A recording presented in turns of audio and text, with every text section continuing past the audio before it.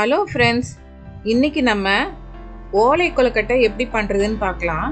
இது வந்து பனை ஓலையில் வச்சு செய்கிறது இந்த கொழுக்கட்டை. வாங்க எப்படி பண்ணுறதுன்னு பார்க்கலாம்.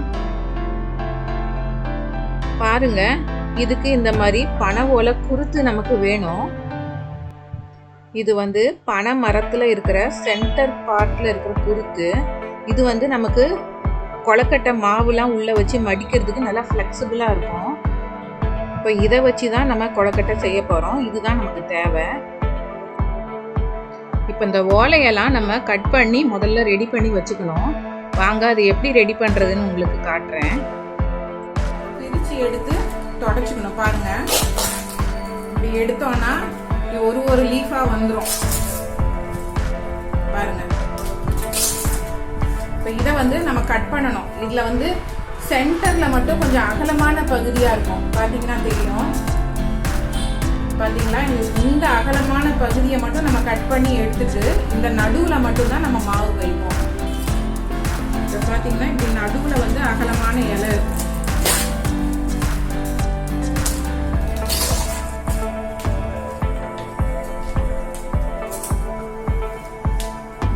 பார்த்தீங்களா, வேண்டாம், இந்த சைஸ்க்கு நமக்கு இருந்தால் போதும். இப்படி கட் பண்ணி எடுத்துக்கணும். பார்த்தீங்களா, இந்த அகலம் இருக்கணும். இந்த கொழுக்கட்டை வந்து நம்ம நடுவில் வைக்கச்ச இவ்வளோ தூரத்துக்கு வெந்து வரும். அதனால கொஞ்சம் இவ்வளோ தூரம் ஒரு 2 இன்ச் நம்ம நடுவில் விட்டுட்டு இந்த இடத்துல மட்டும்தான் நடுவில் ஃபில் பண்ணணும். கொழுக்கட்டை மாவு வைக்கணும். அப்போ வெந்து வரைச்ச திருப்பி எக்ஸ்டெண்ட் ஆகி கொஞ்சம் வெளியில் வரும். இப்போ வந்து நம்ம இதை சென்டரில் நல்லா தொடச்சிக்கணும். நல்லா க்ளீனாக தான் இருக்கும் குருத்துங்கிறதுனால. இந்த மாதிரி நம்ம தொடச்சி எடுத்து வச்சுக்கணும். இது எல்லா ஓலையும் நம்ம கட் பண்ணி ரெடி பண்ணி வச்சுக்கணும்.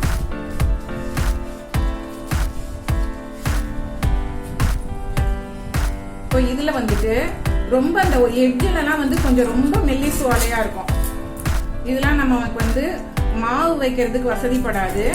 ஆனால் என்னன்னா நம்ம இதை கட்டுறதுக்கு இதில் நம்ம எடுத்துக்கலாம். நார் மாதிரி கிழிச்சு எடுக்கணும்.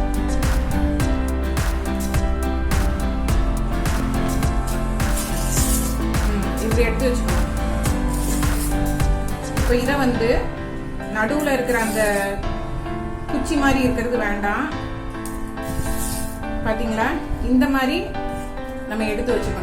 இப்போ இந்த கொழுக்கட்டை பண்ணுறதுக்கு தேவையான பொருட்கள்லாம் என்னன்னு பார்த்துடலாம். பச்சரிசி நான் 1 கிலோ எடுத்திருக்கேன். பாசிப்பருப்பு 1/2 கப்பு வேணும். தேங்காய் திருவல் ஒரு 1/2 மூடி தேங்காயிலிருந்து திருவல் எடுத்திருக்கேன். வெல்லம் 1/2 கிலோ. ஏலக்காய் ஒரு 10 நம்பர். இப்போ பச்சரிசியை நம்ம நல்லா கழுவிட்டு ஒரு 1 மணி நேரம் நல்லா ஊற வச்சு எடுத்துக்கலாம். இப்போ ஊற வச்ச அரிசியை நல்லா வடிகட்டிட்டு நிழலில் நல்லா ஒரு துணியில் நல்லா காய போட்டுட்டு எடுத்துக்கலாம். அரிசி நம்ம கையில் தொட்டால் ஒட்டக்கூடாது, ஆனால் ஈரம் இருக்கணும். இப்போ இது கூட நம்ம ஏலக்காவை நல்லா ஒரு வெறும் சட்டியில் நல்லா வறுத்துட்டு மிஷினில் கொடுத்து அதோட சேர்த்து அரைச்சி வாங்கிக்கலாம். பாசிப்பருப்பை இப்படி வெறுமா ஒரு கடாயில் நம்ம வறுத்து நல்லா வாசம் வர்ற வரைக்கும் வறுத்து எடுத்துக்கணும். பாருங்க, அதே மாதிரி தேங்காவையும் நல்லா ட்ரையா ஈரம் இல்லாம நம்ம வறுத்து எடுத்துக்கணும். இதெல்லாம் இப்படி பண்ணோம்னா நம்ம கொழுக்கட்டை சீக்கிரமா கெடாது.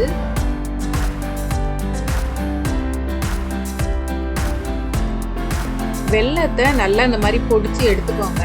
அதுக்கப்புறம் அது ஒரு பாத்திரத்தில் சேர்த்துட்டு அது முங்குற அளவுக்கு தண்ணி ஊற்றி நம்ம அடுப்பில் வச்சு அது கரைகிற வரைக்கும் நம்ம காய்ச்சா போதும். அதில் இருக்கிற அழுக்கு தூசியெல்லாம் நம்ம வடிகட்டி எடுக்கிறதுக்காக இதை பண்ணுறோம். இப்போ அரைச்சிட்டு வந்த அரிசி மாவில் உப்பு ஒரு 1 டீஸ்பூன் உப்பு சேர்த்துக்கிட்டேன். வறுத்த பாசிப்பருப்பு, வறுத்து வச்சிருக்கிற தேங்காய் திருவல், இதை ஃபஸ்ட்டு நம்ம ஒரு நல்ல மிக்ஸ் கொடுத்துக்கணும். உப்பு மற்ற பொருட்கள் எல்லாம் எல்லா பக்கமும் கலக்கிற மாதிரி ஒரு மிக்ஸ் கொடுத்துக்கலாம்.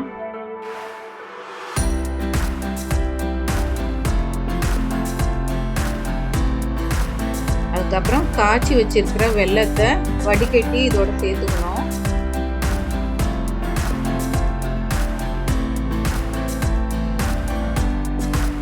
இப்போ இந்த வெல்லப்பாகெல்லாம் நம்ம வந்து கலந்தாலே இந்த மிக்சிங்க்கு சரியாக இருக்கும். மாவு வந்து நல்லா மிக்ஸ் பண்ணி எடுக்கிறதுக்கு சரியான ஒரு பக்குவம் கிடைக்கும். மாவு வந்து கொஞ்சம் தளர்வாகவே இருக்கிற மாதிரி பிசைஞ்சிக்கோங்க. அப்போ தான் நமக்கு ஓலையில் வைக்கிறதுக்கு ஈஸியாக இருக்கும். இப்போ இந்த மாதிரி கொஞ்சம் அதிகமான குவான்டிட்டி நம்ம பண்ணுற நேரம் ஒரு பேட்ச் வச்சுட்டு நம்ம அடுத்த பேட்ச் நம்ம வேக வைக்கிறதுக்குள்ள மாவு வந்து கொஞ்சம் இறுக்கத்தன்மையாக வந்த மாதிரி ஆகிடும். அப்படி ஸ்டேஜில் நீங்கள் கொஞ்சம் சுடு தண்ணி வந்து தெளித்து பிசைஞ்சிக்கலாம். இப்போ நமக்கு மாவு ரெடி ஆயிடுச்சு. இப்போ ஓலையில் எப்படி வச்சு செய்யறது அப்படின்னு சொல்லிட்டு பார்க்கலாம் வாங்க. பாருங்க,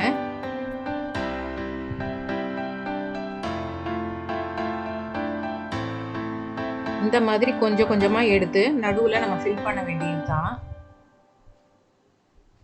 ஃபில் பண்ணிவிட்டு திருப்பி 2 பக்கமும் ஓலையை நம்ம அமுக்கி விட்டோம்னா அது நல்லா ஸ்கேல் மாதிரி அழகாக அமுங்கி கிடச்சிக்கும். நமக்கு இந்த மாதிரி நல்லா ப்ரெஸ் பண்ணி விட்டுக்கணும்.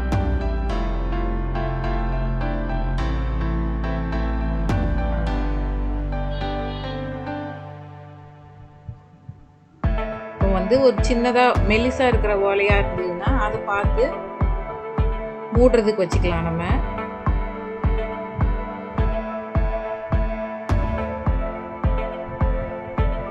அதுக்கப்புறம் 2 பக்கமும் இந்த மாதிரி டைப் பண்ண வேண்டியது தான். ஈஸி தான் இது. ஒரு தடவை நம்ம பண்ணி பார்த்துட்டோன்னா நமக்கு ஈஸியாக வந்துடும். இப்போ இந்த ஓலையோட ஸ்மெல் மனம் தான் வந்து நமக்கு இந்த கொழுக்கட்டையில் நல்லா கிடைக்கும். இதுதான் இதில் ஒரு ஸ்பெஷல் இந்த கொழுக்கட்டையில் நமக்கு. இப்போ எல்லாம் பண்ணியாச்சு, ஒரு பேட்ச் பண்ணியாச்சு. இதை நம்ம வந்து வேக வச்சு எடுக்கலாம். இந்த மாதிரி ஒரு இட்லி பாத்திரத்தில் கீழே தண்ணி வச்சு நல்லா கொதிச்ச பிற்பாடு இந்த மாதிரி மேலே வச்சு மூடி ஒரு 15 நிமிஷம் வரைக்கும் வேக விடலாம். உங்கள் பாத்திரத்துக்கு தகுந்த மாதிரி ஓலையை வெட்டிக்கணும். ஃபஸ்ட்டு அதுதான் பார்த்துக்கணும் நீங்கள்.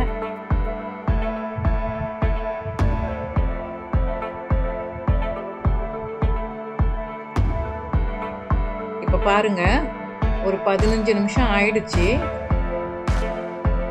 பாருங்க, நல்லா வெந்துருச்சு. நமக்கு ஓலை கொழுக்கட்டை ரெடி ஆயிடுச்சு.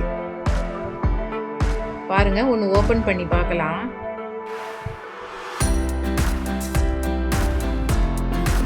சூடா இருக்கு. பாருங்க எவ்வளோ அழகா நமக்கு கிடைச்சிருக்கு பாருங்க. இந்த மாதிரி மெல்லிசா இருக்கணும், ரொம்ப டம்ப் பண்ணக்கூடாது.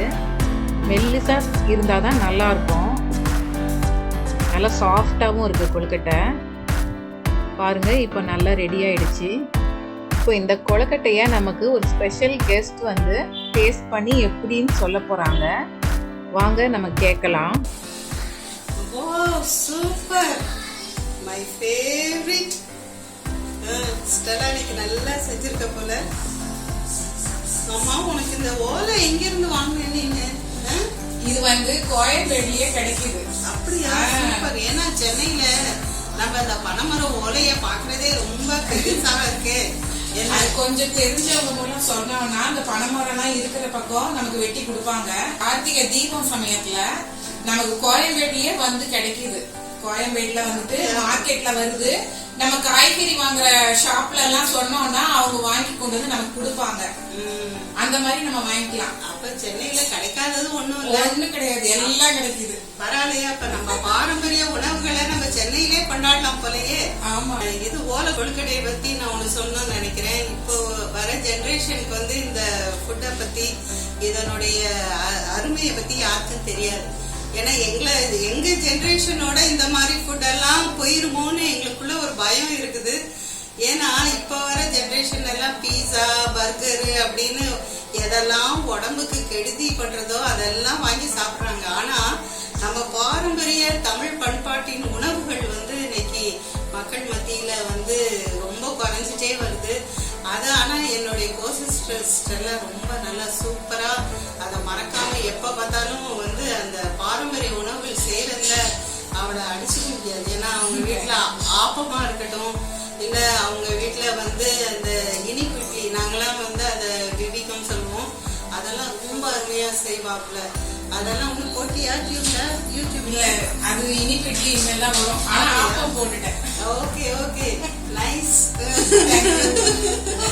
ஸோ இதை நீங்களும் செஞ்சு பாருங்க.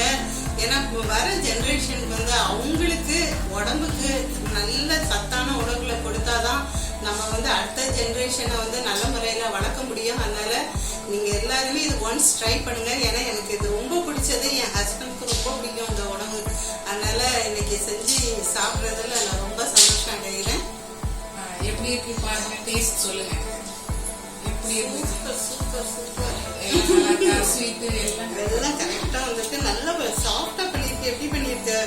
எனக்கு ரொம்ப பிடிச்சிருக்கு. எல்லாருமே ட்ரை பண்ணுங்க. ஏன்னா இந்த மாதிரியே பாரம்பரிய உணவுகளை நம்ம பிள்ளைங்களுக்கும் அடுத்த ஜெனரேஷனுக்கு நம்ம கண்டிப்பா சொல்லி கொடுக்கணும்.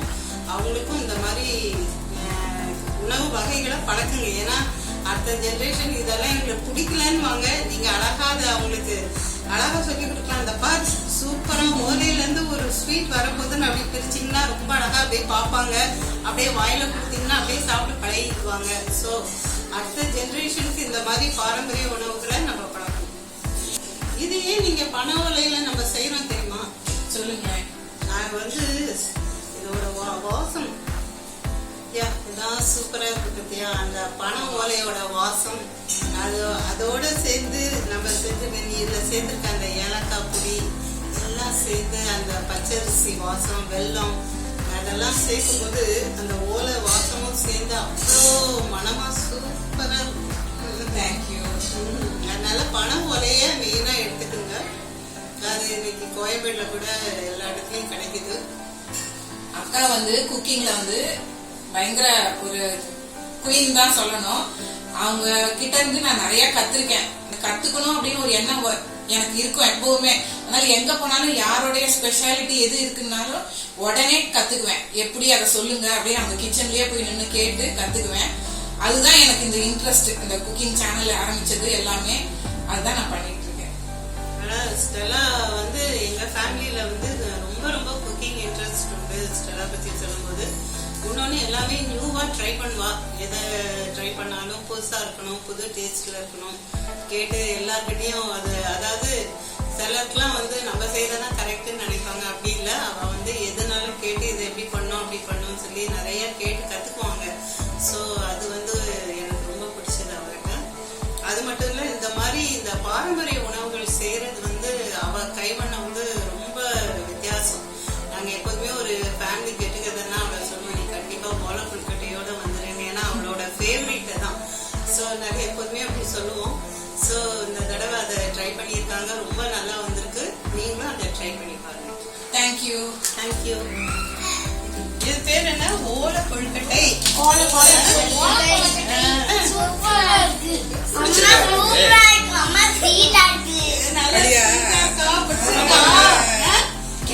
நம்ம பீஸாலாம் வாங்க வேண்டானே, சரியா?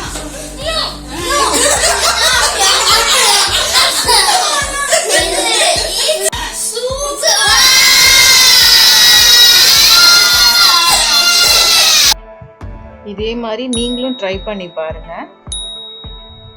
எங்கள் சேனலை லைக் பண்ணுங்கள், ஷேர் பண்ணுங்கள், சப்ஸ்கிரைப் பண்ணுங்கள். தேங்க்யூ.